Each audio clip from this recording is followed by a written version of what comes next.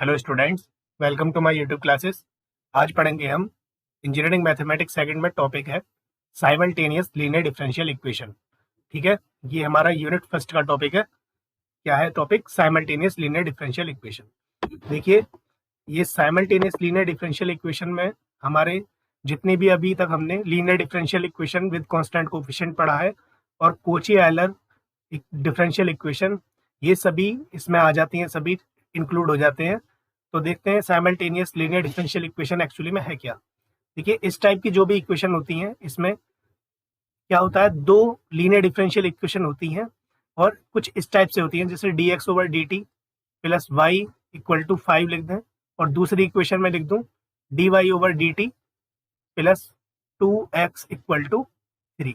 अब देखिए, अगर हम दोनों डिफरेंशियल इक्वेशन को देखें तो यहाँ पर इंडिपेंडेंट वेरिएबल क्या है हमारा, जो इंडिपेंडेंट वेरिएबल है, इंडिपेंडेंट वेरिएबल यानी वो वेरिएबल जिसके रेस्पेक्ट में हम क्या कर रहे हैं, डिफरेंशिएट कर रहे हैं, वो क्या है हमारा इंडिपेंडेंट वेरिएबल, तो वो हमारा टी।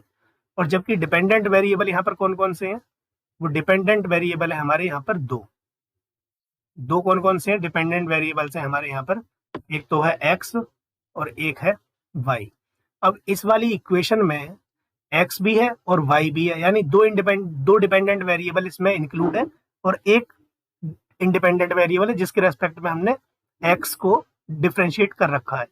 ऐसे ही इस वाली इक्वेशन में यहाँ पर वाई भी है, एक्स भी है और टी के रेस्पेक्ट में वाई को हमने डिफरेंशिएट कर रखा है। अगर यहाँ पर सिर्फ एक्स ही एक्स होता और टी के रेस्पेक्ट में होता तो ये simple linear differential equation with constant coefficient हो जाती है। अगर इसमें वाई नहीं होता तो हम इसको डायरेक्ट सॉल्व कर लेते, जैसे पहले इक्वेशन को करते हैं, सी एफ निकाल लेते और पी आई निकाल लेते, बात खत्म। लेकिन इसमें क्या है, इसमें दो इंक्लूड कर दिए, एक्स भी और वाई भी। ऐसे ही यहाँ पे वाई भी और एक्स भी, तो ये दो एक तरीके से क्या हो गए, दो वेरिएबल में इक्वेशंस हो गई हैं। अब हमें क्या करना है, एक्स की और वाई की वैल्यू सेपरेट निकालनी है इन टर्म्स ऑफ टी। किसकी टर्म्स में? टी की टर्म्स में, क्योंकि टी क्या है यहाँ पर इंडिपेंडेंट वेरिएबल। एक्स की वैल्यू अलग, वाई की वैल्यू अलग। ये तुम्हारा क्या कहलाएगा, system of linear differential equation. यानी एक्स और वाई इस तरीके से वैल्यू निकालो जो इन दोनों इक्वेशन को सेटिस्फाई करे। तो एक्स और वाई कैसे हैं हमारे, डिपेंडेंट वेरिएबल, टी क्या है, इंडिपेंडेंट वेरिएबल। ठीक है ना। ये इक्वेशन अगर किसी के दिमाग में ये क्वेश्चन आ रहा हो कि हम इनको अलग अलग सॉल्व क्यों नहीं कर सकते, जैसे क्वेश्चन अपने डिफरेंशियल इक्वेशन कर सकते हैं, हाँ कर सकते थे अगर इसमें सिर्फ और सिर्फ ओनली एक्स होता टी के रेस्पेक्ट में, यानी दो डिपेंडेंट वेरिएबल नहीं होते। यहाँ डिपेंडेंट वेरिएबल दो हो गए, अब एक एक्स और एक वाई। ऐसे ही यहाँ पर एक वाई है और एक एक्स है, तो इसलिए हम दोनों इक्वेशंस को एलिमिनेट करके किसी एक वेरिएबल में कन्वर्ट करेंगे, या तो एक्स में या फिर वाई में। टी तो रहेगा ही, यानी डिपेंडेंट वेरिएबल एक में किसी में कन्वर्ट करना है। अब वो किस तरह से कन्वर्ट करते हैं, देखिए, बिल्कुल जो प्रोसेस है हमारा वो एलिमिनेशन मेथड की तरह है, simple.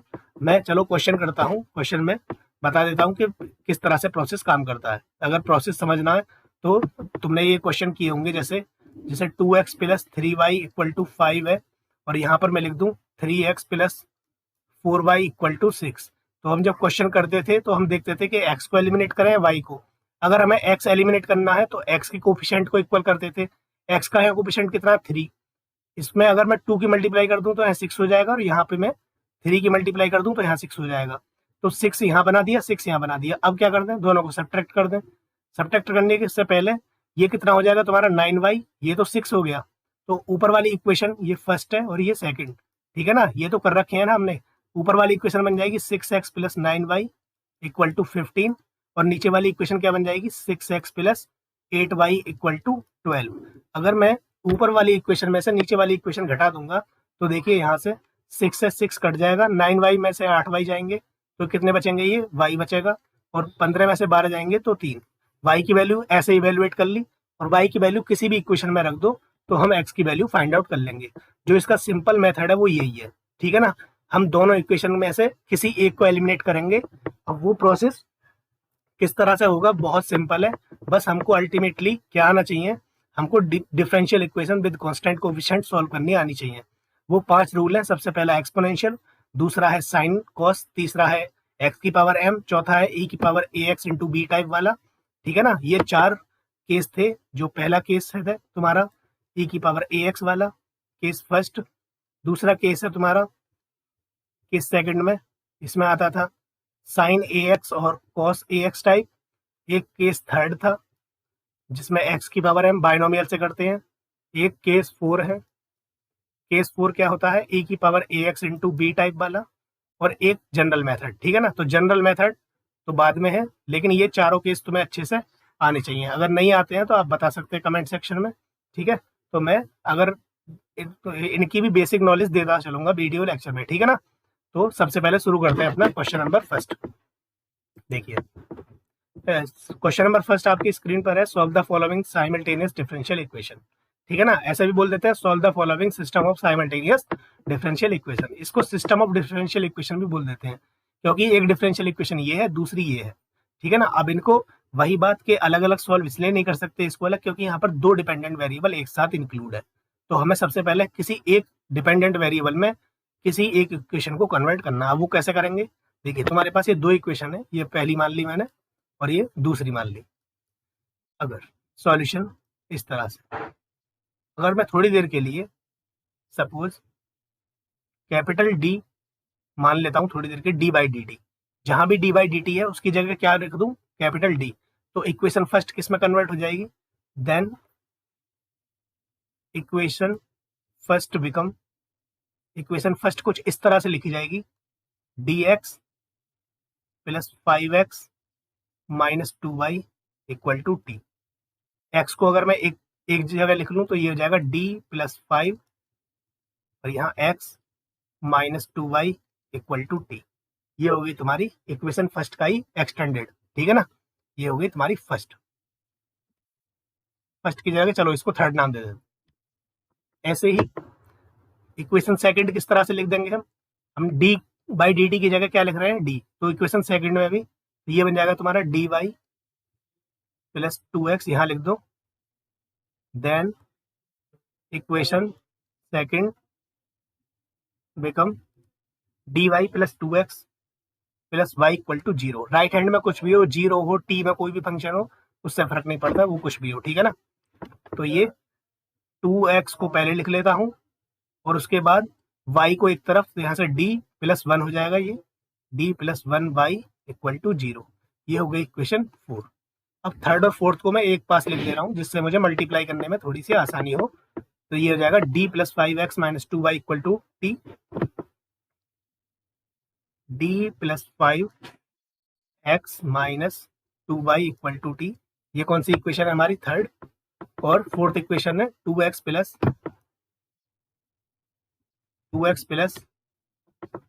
D plus 1 Y equal to 0, D plus 1 Y equal to 0। ये हमारी थर्ड थी और ये इक्वेशन है हमारी 4। अब देखिए मैं वहां पे एलिमिनेशन मेथड अप्लाई करता हूँ। अगर मैं देखता हूँ कि मुझे x को एलिमिनेट करना है तो x के कोफिशिएंट मुझे सेम करने होंगे। यहाँ पर x का कोफिशिएंट कितना है? d plus 5। यहाँ कितना है? 2। तो एक काम करता हूँ, जितना कोफिशिएंट यहाँ पर है उसकी मल्टीप्लाई इसमें कर देता हूँ, यानी d प्लस 5, और जितना कोफिशिएंट यहाँ पर है उसकी मल्टीप्लाई इसमें कर देता हूँ, यानी इसमें मल्टीप्लाई कर देता हूँ 2 की और इसमें कर देता हूँ d प्लस 5 की, ठीक है ना। अब क्या करना है? अब तो सिंपल, इक्वेशन नंबर थर्ड किस तरह से लिखी जाएगी फिर? अगर मैं 2 की मल्टीप्लाई कर दूं इसमें तो ये हो जाएगा, इक्वेशन थर्ड हो जाएगी तुम्हारी 2 into D plus 5x minus 2 की मल्टीप्लाई पूरी इक्वेशन में होगी, तो ये हो जाएगा 4y equal to 2t।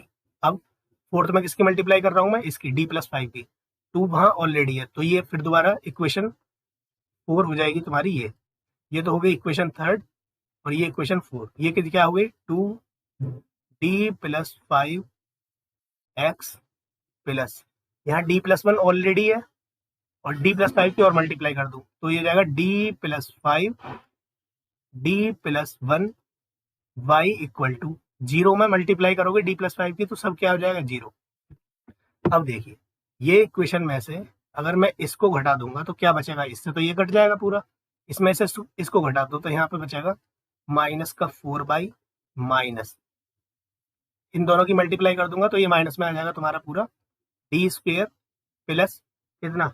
D plus 5d यानी 6d प्लस 5, और यहाँ y इक्वल टू 2t में से 0 घटेगा तो क्या बचेगा? 2t minus 0। अब देखिए अगर मैं पूरा इधर माइनस कॉमन ले लूँ तो ये सब माइनस में आ जाएगा तुम्हारा, और माइनस बाहर निकल जाएगा, यहाँ बचेगा तुम्हारा 4 plus D square plus 6d plus 5, और यहाँ पर y इक्वल टू 2d। अब y को बाहर निकाल देते हैं तो यहाँ बचेगा तुम्हारा डी स्क्वेयर प्लस 6d और 5 और 4 ये जुड़ जाएंगे तुम्हारे 9, और y और माइनस को इधर मल्टीप्लाई कर दें तो जाएगा -2t।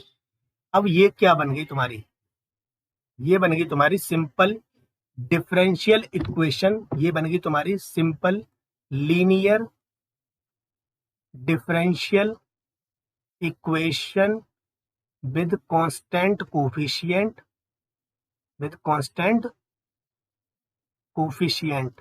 ठीक है ना। और यहाँ पर देखो डिपेंडेंट वेरिएबल y है और इंडिपेंडेंट वेरिएबल t है, क्योंकि मुझे पता है d की जगह मैंने क्या माना है, d की जगह चल रहा है d/dt। तो सिर्फ क्या बचा इसमें, इस पूरी इक्वेशन में सिर्फ दो वेरिएबल हैं, एक तो है y जो कि डिपेंडेंट है, और एक है x वो सॉरी t है, एक है तुम्हारा t है जो कि कैसा है, इंडिपेंडेंट, ठीक है ना। तो तुम्हें CF और PI किसकी टर्म्स में लिखने हैं, t की टर्म्स में, बस इसके लिए CF और PI निकालने हैं। तो CF और PI निकालना तो हमारे बाहर का खेल है, कैसे निकालना है भाई, सबसे पहले CF निकालो।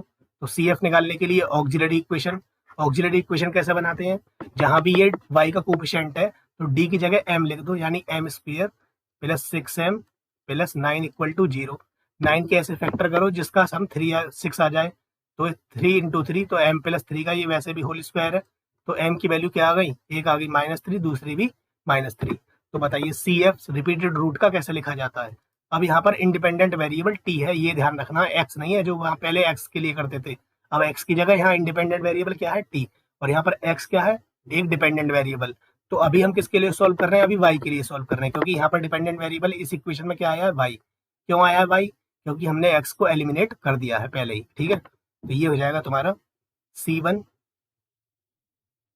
प्लस टी C2, और क्योंकि दो सेम रूट है यहाँ बाहर आ जाएगा e⁻³ रिपीटेड रूट्स के लिए t आ जाता है यहाँ पर। तो ये सब तुमने कॉम्प्लीमेंट्री फंक्शन जब पढ़ा होगा, CF कैसे फाइंड आउट करते हैं ये सब उसमें देख रखा होगा, बस कंफ्यूजन नहीं होना है कि हम t क्यों कर रहे हैं, क्योंकि t यहाँ पर इंडिपेंडेंट वेरिएबल है।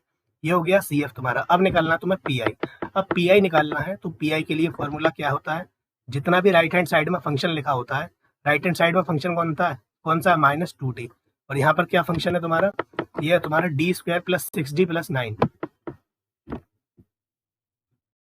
D square plus 6d plus 9।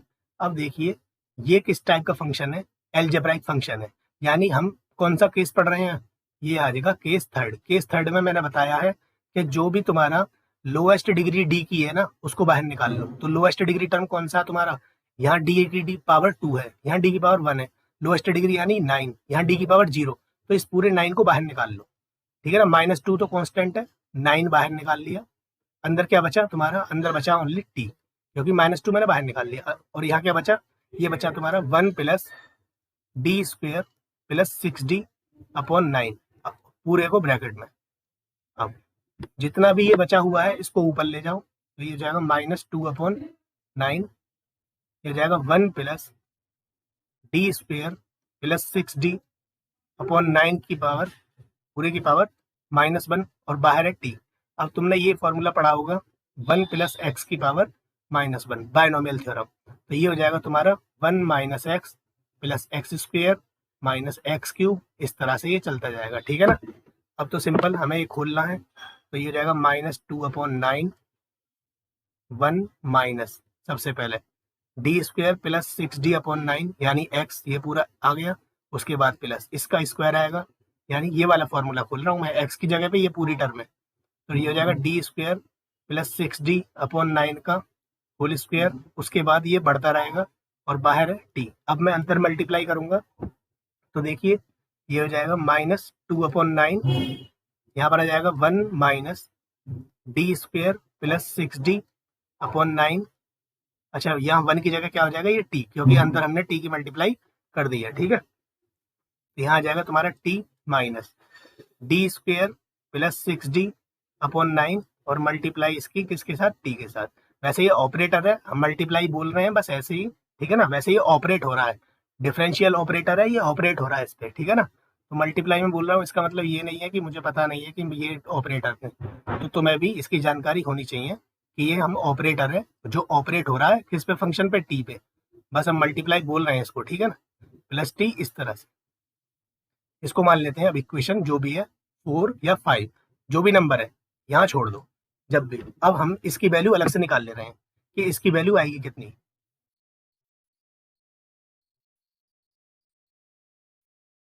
ये डी स्क्वेयर प्लस 6d/9 की वैल्यू कितनी आएगी जब ये टी पे ऑपरेट होगा, ठीक है ना। तो देखिए जब टी, सबसे पहले डी स्क्वेयर यानी 2 बार डिफ्रेंसिएशन, हमें पता है डी का मतलब क्या है, डी बाई डी टी, यानी टी के रेस्पेक्ट में। तो डी स्क्वेयर का क्या मतलब है, 2 बार डिफ्रेंसिएशन टी के रेस्पेक्ट में। जब टी के रेस्पेक्ट में 2 बार हो जाएगा तो 0 आ जाएगा, प्लस 6 एक बार करेंगे तो 1 आ जाएगा, तो यहाँ बचेगा 6/9, यानी ये बचा तुम्हारा 2/3।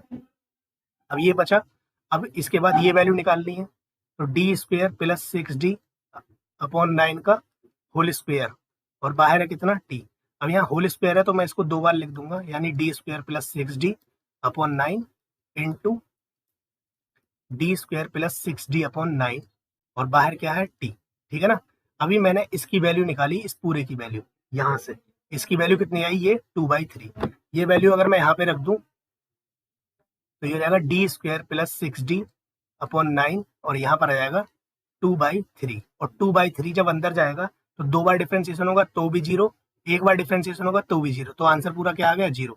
यानी इसका जब 2 बार ये पावर पे ही यहाँ टी का कितना आ गया, 0, तो आगे जब पावर जाएंगी तो आगे सब टर्म्स क्या आ जाएंगे, 0। तो इसका मतलब हम इसको आगे नहीं करने के, क्योंकि हमारा यहीं पे ही क्या हो गया, ये 0, तो बस इतनी वाली वैल्यू ही मानी जाएगी, ठीक है ना। यहीं पे इसकी वैल्यू कितनी आई है, इस पूरे की वैल्यू 2/3, तो ये आ गया तुम्हारा आंसर -2/9 -2/9 t -2/3। ये किसकी वैल्यू आ गई तुम्हारी, पी आई आ गया। अब तुम्हें y की वैल्यू निकालने के लिए y इक्वल टू क्या लिखना है, C F plus P I, ठीक है। तुमने सी एफ निकाल दिया, पी आई निकाल दिया, तो y इक्वल टू लिखना है C F plus P I. C F कितना आया था, सी एफ आया था C1 plus T C2 e की पावर -3t, और पी आई है तुम्हारा ये रहा, पी आई है तुम्हारा ये -2/9 t -2/3।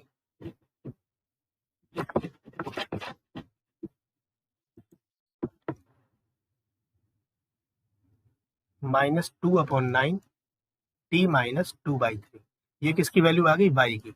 अब उसके बाद हमें तो x की वैल्यू भी निकालनी है, तो ये y की वैल्यू उठा के कहाँ पुट करनी है, ये y की वैल्यू उठा के पुट करनी है कौन सी इक्वेशन में, जिसमें इसका डिफरेंशिएशन हो रहा हो। यानी इक्वेशन कौन सी में, इक्वेशन देखिए यहाँ पे, इसमें रखें या इसमें रखें, ये बड़ी प्रॉब्लम। रखने से दोनों में आ जाएगा आंसर, ठीक है ना। लेकिन अगर मैं y की वैल्यू इसमें रख दूंगा तो फिर मुझे दोबारा से एक डिफरेंशियल इक्वेशन सॉल्व करनी पड़ेगी x के लिए।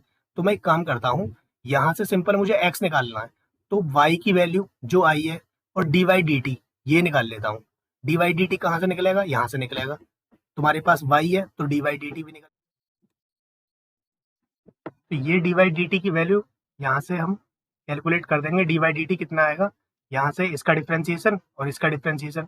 इसका डिफ्रेंसिएशन कैसे निकालेंगे, पहले फर्स्ट फंक्शन का, तो यहाँ पर आएगा C1 plus T C2 as it is, ठीक है ना, e की पावर -3t का -3 e की पावर -3t, उसके बाद e की power -3t as it is, और इस पूरे का डिफ्रेंसिएशन हो जाएगा C1 का 0, यहाँ पर t का 1 हो जाएगा, बचेगा तुम्हारा C2 e की पावर -3t, और यहाँ पर इसका डिफ्रेंसिएशन करेंगे -2/9, तो कांस्टेंट है, t का हो जाएगा 1। तो यहाँ ये वैल्यू आ गई इसकी डी वाई डी टी की। y की वैल्यू और डी वाई डी टी की वैल्यू उठा के कहाँ पुट करनी है हमको, ये पुट करनी है कहाँ पे, इक्वेशन नंबर सेकंड में। तो इक्वेशन नंबर सेकंड क्या है, D Y D T plus 2x plus Y.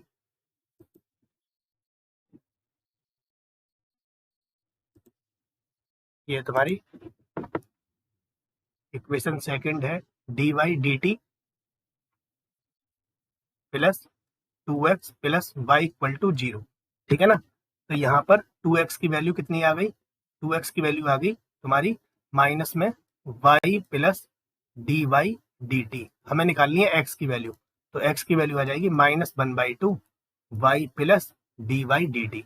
ये वैल्यू तुम्हारे दोनों पास में है, आराम से यहाँ से x की वैल्यू, तो हमें x और y की वैल्यू निकालनी होती है। ये है तुम्हारा system of linear differential equation या फिर साइमल्टेनियस लीनियर डिफरेंशियल इक्वेशन। तो इस तरीके से ये क्वेश्चन होने हैं। बस सिंपल तुम्हें डिफरेंशियल इक्वेशन का फंडा क्लियर होना चाहिए, बाकी इसमें ऐसा है कुछ नहीं, लेकिन काफी इंपॉर्टेंट टॉपिक है, इसमें से क्वेश्चन मोस्टली हर ईयर आते ही हैं। ठीक है ना। नेक्स्ट क्वेश्चन है तुम्हारा ये, देखिए सॉल्यूशन फिर दोबारा से वही, सबसे पहले जो डी बाई डी टी है मान लेते हैं उसको कैपिटल डी। ठीक है ना, तो कैपिटल डी मान लेंगे। तो फर्स्ट फंक्शन कैसे, इक्वेशन फर्स्ट ये बन जाएगी तुम्हारी, इक्वेशन फर्स्ट ये है, इक्वेशन सेकंड ये है। ठीक है ना, तो इक्वेशन फर्स्ट तुम्हारी किस तरह से दिखेगी, अगर मैं डी बाई डी टी की जगह कैपिटल डी लिख दूं यहाँ पे, तो ये जाएगा D X plus 5x plus Y equal to E की पावर टी, है ना। ऐसे ही अगर मैं इसको ठीक तरीके से लिख दूं, x को बाहर निकाल लूं, तो ये जाएगा d प्लस 5 और यहाँ पर x plus Y equal to E की पावर टी। ये तो हो जाएगी तुम्हारी पहली वाली इक्वेशन। दूसरी वाली इक्वेशन कैसी बन जाएगी, देखिए ये बन जाएगी तुम्हारी D Y plus X plus 5y, ये बन जाएगी तुम्हारी D Y plus X plus 5y equal to कितना चल रहा है ये, e की पावर 5t। x को पहले लिख लूँ अगर मैं, तो ये बन जाएगा x प्लस डी प्लस 5 और ये y इस तरफ लिख लूँ और e की पावर 5t, ये बन गई तुम्हारी सेकंड। अब दोनों को एक जगह लिख ले रहे हैं जिससे मल्टीप्लाई करने में आसानी से पता चल जाए। तो ये होगी तुम्हारी d plus 5x plus Y equal to A की पावर t और यहाँ पर x plus D plus 5 Y equal to e की पावर 5t। ठीक है ना। अब यहाँ से ये थी तुम्हारी इक्वेशन फर्स्ट और ये थी सेकंड। अब मुझे क्या करना है, दोनों में x के कोफिशिएंट इक्वल करने हैं या फिर y के भी कर सकते हैं। चलो मैंने पिछले में x के किए थे, इस बार y के। यहाँ y का कोफिशिएंट कितना है 1 और यहाँ कितना है तुम्हारा d प्लस 5। तो यहाँ पे तो 1 की मल्टीप्लाई करने से कोई फायदा नहीं है। ऊपर क्या करूँ मैं, ऊपर जितना यहाँ कोफिशिएंट है उतना बना दूँ। तो ऊपर कितना की मल्टीप्लाई करूँ d प्लस 5 की, तो यहाँ पर d प्लस 5 आ जाएगा। इसका मतलब मैं क्या करना चाह रहा हूँ, मैं y को एलिमिनेट करना चाह रहा हूँ जैसे पिछले में मैंने x को किया था। ठीक है ना। तो ऊपर देखो, ऊपर वाली इक्वेशन कितनी बन जाएगी, ये बन जाएगी तुम्हारी d प्लस 5 का whole square into X plus d plus 5 Y equal to d plus 5 A की पावर t। ठीक है ना। लेफ्ट में भी करनी है, राइट में भी करनी है। नीचे वाली इक्वेशन कैसी रहेगी, उसमें तो मैंने किसी की मल्टीप्लाई करी नहीं, क्योंकि वहां पे y का कोफिशिएंट d प्लस 5 ऑलरेडी है जो मुझे ऊपर बनाना था, है ना। फिर d plus 5 Y equal to यहाँ ए की power 5t as it is. अब मैं इस इक्वेशन में से इसको घटा दूं तो इसमें से ये गया, ऊपर क्या बचा, ऊपर बचा तुम्हारा d प्लस 5 का होल स्क्वायर प्लस नहीं घटा रहा हूं तो यहाँ -1 x मैंने बाहर निकाल लिया यहाँ से और यहाँ से x बाहर आ गया। अच्छा, अब e की पावर t इसके साथ भी तो मल्टीप्लाई करेगा, तो e की पावर t जब डिफरेंशिएट होगा t के रेस्पेक्ट में, तो भाई कैपिटल D का मतलब क्या है, d by D T.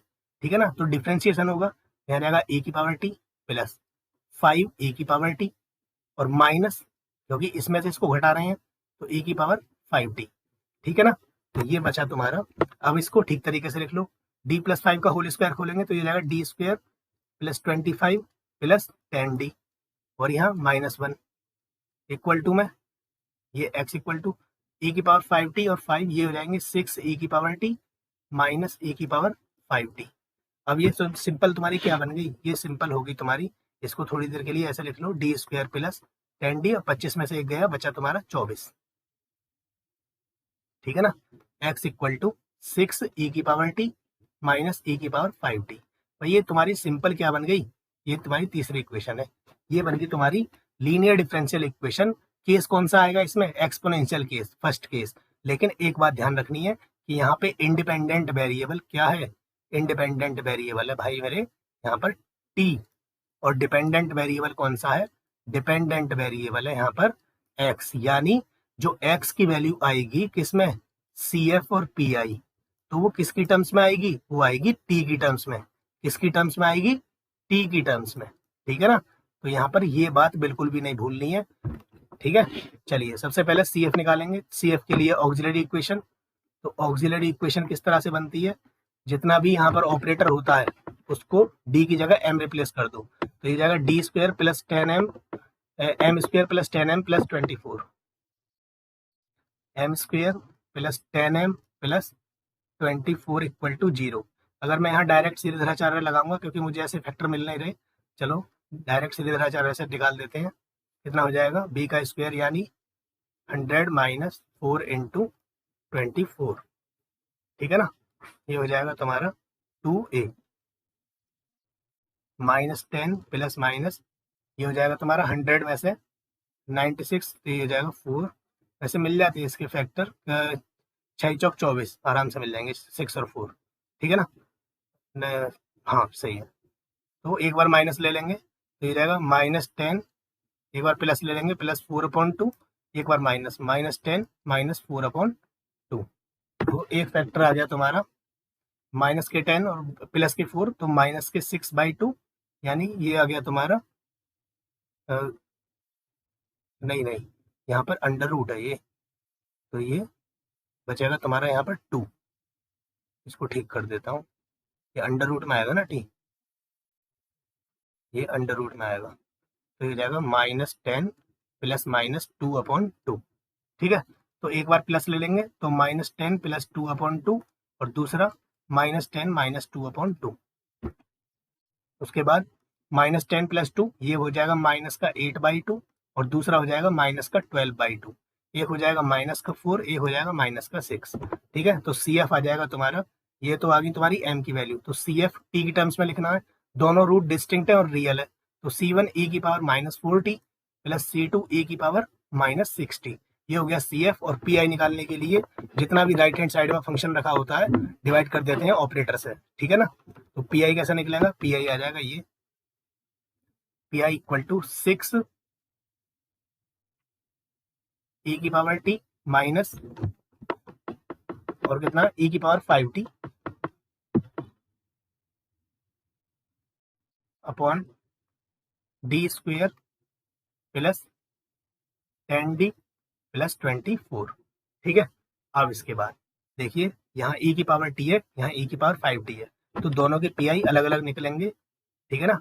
6 e की पावर t, इसके साथ इसको ले जाओ अलग अलग कर दो न्यूमरेटर को, 10d प्लस 24 माइनस e की power 5t upon d square plus 10d plus 24, ठीक है। पहले वाले को I1 मान लेते हैं, दूसरे वाले को I2, तो ये हो जाएगा तुम्हारा I1 माइनस I2। इसका नाम इक्वेशन 4 जो भी नंबर आ रहा वो रख दो, ठीक है। I1 I2 अलग से निकाल लो, ज्यादा कंफ्यूजन नहीं करनी है। तो I1 यहाँ से आ जाएगा कितना, ये हो जाएगा 6 e की power t upon d square plus 24d, नहीं डी स्क्वेयर प्लस 10d है, D square plus 10d plus 24। यहाँ पर d की जगह क्या रिप्लेस होगा, 1। क्यों रिप्लेस होगा 1, क्योंकि t का कोएफिशिएंट यहाँ कितना है 1, ठीक है ना। e की पावर a t में t का जो d की जगह रिप्लेस होगा वो होगा a, तो a की जगह है कितना है 1, क्योंकि यहाँ t का कोएफिशिएंट क्यों दिख रहा है, क्योंकि इंडिपेंडेंट वेरिएबल t ही है, ठीक है। तो d की जगह 1 रिप्लेस कर दो, तो 6 e की पावर t अपॉन यहाँ हो जाएगा 1 प्लस 10 प्लस 24, ये हो जाएगा 6 e की पावर t अपॉन 35, ठीक है। ये तो हो गया तुम्हारा I1। उसके बाद I2 है e की power 5t upon d square plus 10d plus 24, यहाँ d की जगह क्या रिप्लेस होगा 5, तो अगर मैं 5 रिप्लेस करूंगा तो e की पावर 5t अपॉन ये हो जाएगा नीचे 25, ये हो जाएगा 50, ये हो जाएगा 24, 25 और 50 हो गए 75, 75 और 24 हो गई तुम्हारी 99, तो e की पावर 5t अपॉन 99। I1 और I2 की वैल्यू उठा के रख दो, तो ये हो जाएगा पी आई इक्वल टू आ जाएगा I1 minus I2, I1 minus I2 यानी 6 e की पावर t अपॉन 35, 6 e की power t upon 35 minus e की पावर 5t अपॉन ये हो जाएगा तुम्हारा 99। अब तुम्हारा जो सी एफ और पी आई को जोड़ने के बाद x की वैल्यू आ जाएगी सी एफ और पी आई को जोड़ने के बाद। तो सी एफ कितना था, सी एफ था C1 e की power -4t plus C2 e की पावर -6t और पी आई तुम्हारे सामने है ये, पी आई ये रहा 6 e की पावर t अपॉन 35 और उसके बाद माइनस e की power 5t upon 99, minus e की पावर 5t अपॉन 99। ये किसकी वैल्यू आ गई तुम्हारी x की। अब ये तुम्हें x की वैल्यू उठा के कहाँ पुट करनी है, x की वैल्यू उठा के करनी है उस इक्वेशन में पुट जिसमें इसका डिफरेंशिएशन हो रहा हो, ठीक है ना। तो पहले इसका डिफरेंशिएशन भी निकाल लो, चलो dx ओवर dt ये भी निकाल लो। dx ओवर dt आ जाएगा तुम्हारा माइनस 4c1 e की पावर माइनस 4t, इसका डिफरेंशिएशन करेंगे, उसके बाद माइनस 6c2 e की पावर माइनस 6t, डिफरेंशिएशन कर देंगे दोबारा इसका, फिर e की पावर t का सेम रहेगा, तो 6 e की power t upon 35 minus e की पावर 5t का e की power 5t into 5 upon 99। x की और dx बाई dt की वैल्यू उठा के कौन सी इक्वेशन में पुट करनी है, ये वाली इक्वेशन में जिसका डिफरेंशिएशन हो रहा है, देख लो ये वाली इक्वेशन, यानी ये वाली इक्वेशन फर्स्ट में। क्यों, x की वैल्यू यहाँ आ जाएगी, dx बाई dt की यहाँ y अलग ले जाओ, सिंपल, e की पावर t को इधर ले आओ, यहाँ मत रख देना, क्योंकि यहाँ रखोगे x की वैल्यू तो dy by dt plus 5 y ये आ रहा, तो एक और डिफरेंशियल इक्वेशन मिल जाएगी, ठीक है ना। तो डिफरेंशियल इक्वेशन को सॉल्व नहीं करना पड़ेगा, इसलिए तो एक डिफरेंशियल इक्वेशन बना के सॉल्व कर दी, उसमें वैल्यू रख दो, बात खत्म। तो ये हो गया तुम्हारा साइमल्टेनियस लीनियर डिफरेंशियल इक्वेशन। बस इस तरीके के क्वेश्चन आते हैं। अगर कोई क्वेश्चन पर्टिकुलर क्वेश्चन करवाना तो आप कमेंट सेक्शन में बता सकते हो या मेल कर सकते हो। Thank you so much for watching this video lecture.